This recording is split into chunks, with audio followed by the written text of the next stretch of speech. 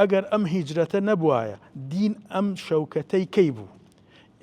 دین شەوکەتی نەبوو هەتا هیجرەتی کرد پێغەمبەری خوا عەلەیهی سەلام نەیبوو کە هەر کەس تێبگا بەم دینە نەسخی جوملە ئەدیانە ئەمەی تر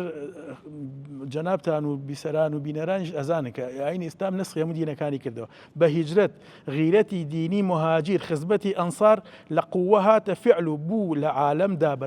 بەداستانە یعنی تا هیجرەتی کرد پێغەمبەری خوا عەلەیهی سەلام ئەم برایەتی ئەم شتانە نەزەری بوو کە ڕۆیشت و هیجرەتی کرد بوو بە عەمەلی ئەنجا وەکو ئیثار و پاڵپشتی و پشتیوانیکردنی ئەنساریش بۆ مهاجر بە عەمەلی بینرا و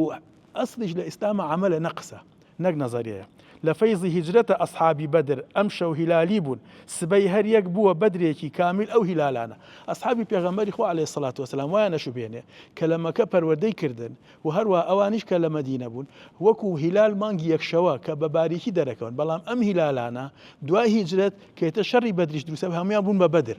هەمویان بەدر یعنی مانگی تەواوی کامل یعنی هەمویان بەوەی هیجرەتەوە ئەم ئەسحابانە دەرکەوتون بوون بە بەدر